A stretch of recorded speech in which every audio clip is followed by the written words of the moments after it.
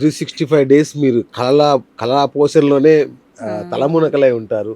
కళాకారుల కోసమే కష్టపడుతుంటారు.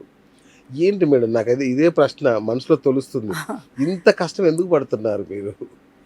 ఇది కష్టం అనుకోవట్లేదండి నేను. ఇది చాలా ఇష్టంగా చేస్తున్నాను. వావ్! అంటే ఇష్టమైన పని ఎప్పుడు ఎవరికీ కష్టం కాదు కదండీ.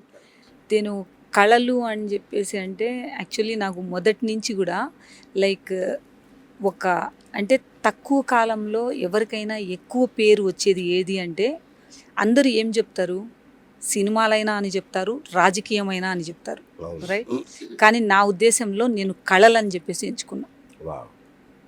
ఏందంటే ఒక కళాకారులని వచ్చేసి మనం ఒక లెవెల్‌కి అంటే లైక్ పల్లెల్ పల్లె దగ్గర నుంచి, పట్టణం నుంచి, జిల్లా స్థాయి నుంచి, మళ్ళా రాష్ట్ర స్థాయి నుంచి, మళ్ళీ మనం కేంద్ర స్థాయి వరకు ఇట్లా మనం చెప్పుకుంటూ పోతే నేషనల్, ఇంటర్నేషనల్ అవును. లెవెల్‌లో వచ్చేసి ఎంతోమంది అంటే మనకు ఉన్నటువంటి చరిత్రను తిరిగివేస్తే ఎంతోమంది కళాకారులు వచ్చేసి ఒక లెవెల్‌కి వెళ్ళిన వాళ్ళు ఉన్నారు. అవును. సో అందులో మన రాష్ట్రానికి అంటే తెలుగు రాష్ట్రాల్లో ఉన్నటువంటి ఉమ్మడి రాష్ట్రం ముందు ఉన్నిందనుకోండి. ఇప్పుడు వచ్చేసి ఉమ్మడి రాష్ట్రాలు కాకుండా ఇప్పుడు తెలంగాణ రాష్ట్రంలో ఉన్నాం కాబట్టి తెలంగాణ రాష్ట్రం అయినా సరే నేను పక్క రాష్ట్రమైనటువంటి ఆంధ్రాలో కూడా అండి. సో అక్కడ ఉన్న ప్రతి ఒక్క కళాకారులని నాకు ఒకటే ఉద్దేశం అనమాట. వాళ్ళ కళల్ని బయటికి తీసి వాళ్ళని ప్రోత్సహించి వాళ్ళకి ఒక లెవెల్కి అంటే అవార్డులు రివార్డులు ఒక కేటగిరీ వరకే పెట్టారండి. అవును. కానీ ఇలాంటి కళాకారులకు జానపద కళాకారులకైనా సరే సాంస్కృతిక కళల్లో అయినా సరే దెన్ వచ్చేసి ఇప్పుడు ప్రతి ఒక్కటి అంటే నాటక రంగమైనా సరే వాళ్ళని అభివృద్ధి చేసి మన సంస్కృతిని కాపాడుకోవాలి. దెన్ దాన్ని పురాతనమైనటువంటి కళలు అని చెప్పేసి ఎక్కడ మరుగున పడేస్తున్నారో వాటిని వెలికి తీసి ముందుకు తీసుకెళ్లాలనే ఉద్దేశంతో వావ్! ఆచార్య నాగార్జున యూనివర్సిటీ నుంచి రీసెంట్గా లాస్ట్ 2 months బ్యాక్ వచ్చేసి నేను ఎంఓయూ తీసుకున్నానండి. అంటే లైక్ వచ్చేసి ఒక అనుబంధ సంస్థలాగా వాళ్ళకు మాకు ఒక ఒప్పందం కుదుర్చుకున్నాం. అసలు మిమ్మల్ని నిజంగా ఎలా అభినందించాలో నాకు అర్థం కావట్లేదండి. ఎందుకంటే జానపద కళాకారులు పడే కష్టాలు నేను స్వయంగా చూసా. ఎందుకంటే తెలంగాణ ఉద్యమంలో వాళ్ళు చాలా కష్టపడ్డారు. అయినా వాళ్ళకి పెద్ద గుర్తింపు లేదు. ఏదో చిన్న అవునండి. ఉద్యోగం అలా ఇచ్చేసి కొందరికి అది కూడా కొందరికి అది ఇచ్చారు. కొన్ని వేల మంది అలాగే ఉండిపోయారు. సొంత ఇల్లు కూడా లేని అవునండి. ఎంతోమంది కళాకారులు ఉన్నారు. సో వాళ్ళ పట్ల అంటే మీరు సినిమా ప్రొడ్యూసర్ చాలా అదే ఎన్నో గొప్ప సీరియల్స్ తీశారు. రాధమ్మ రాధమ్మ పెళ్ళైన కూతురు. రాధమ్మ యా కూతురు అదేనా? 1800 ఎపిసోడ్స్ అండి. అయ్యా! ఎంత సూపర్ హిట్ సీరియల్స్ ఇలాంటియన్నీ అవునండి. ఇంత బిజీగా ఉంటూ వీళ్ళకు వీళ్ళని ఆదరించాలనే ఆలోచన ఎందుకొచ్చింది? వాళ్ళకు ఆదరించడం అనే కంటే అండి ప్రోత్సహించడం వావ్! అనండి. ఎందుకంటే ప్రోత్సహించడం. ఇప్పుడు అండి ప్రతి ఒక్కటి మన రాష్ట్రంలో కూడా తెలంగాణ రాష్ట్రంలో ఫైన్ ఆర్ట్స్ ఉందండి. అవును. గవర్నమెంట్ నుంచి ఉందండి. కానీ ఏం చేస్తున్నారంటే వాళ్ళకు ఒక డయాస్ ఇవ్వట్లేదు. హ్మ్. కరెక్ట్. ఇవ్వకపోవడం వల్ల ఏమైతుందంటే పిల్లలేదంటే ఓన్లీ థియరీనే కాదండి ప్రాక్టికల్ కూడా ఉండాలి కదా. సో ఎగ్జామ్స్ రాసుకుంటూ పోతూ థియరీ చేసుకుంటూ పోయారనుకోండి ప్రాక్టికల్స్లోకి వీళ్ళు ఇన్వాల్వ్ అవ్వలేకపోతున్నారు. అవును. అది ఇన్వాల్వ్ అవ్వకపోతే వీళ్ళ కళ ఎలా తెలుస్తుంది, బయటికి ఎలా వస్తుంది, వీళ్ళకి ఎలా గుర్తింపు వస్తుంది. కరెక్ట్. కరెక్ట్. దానివల్ల టైం వేస్ట్ అనేది కాకూడదు కదా. అవును. దానివల్ల కూడా ఇంకొకటి ఏంటిదంటే గవర్నమెంట్కి కూడా బెనిఫిట్ అండి ఇందులో.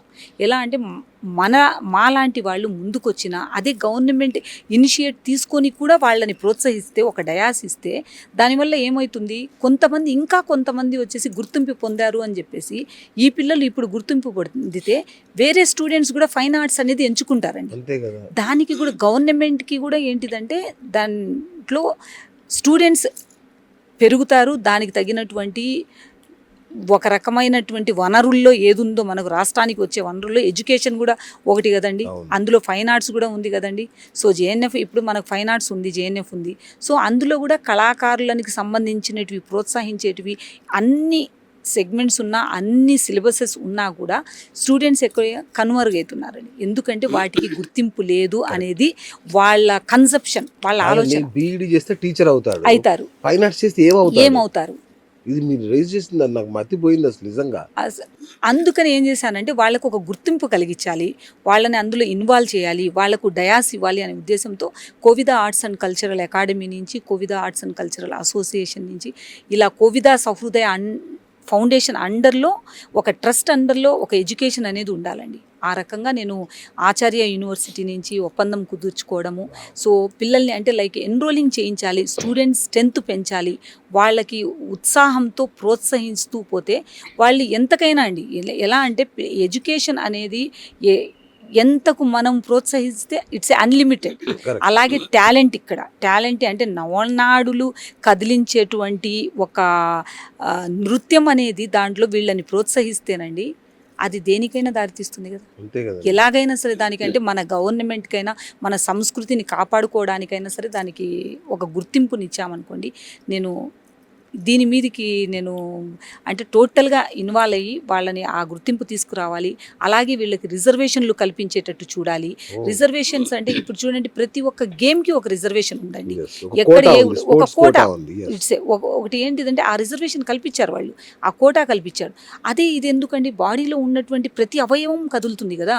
మనకు యోగా అంటున్నారు, అన్నీ చేస్తున్నారు, అలాగే యోగాలో ఆసనాలు చేస్తున్నారు. యోగాతో పాటు యోగాలో చేసినటువంటి కొన్ని ఆసనాలు కూడా ఇప్పుడు నృత్యంలో కొన్ని భంగిమలండి, కొన్ని ముద్రలండి.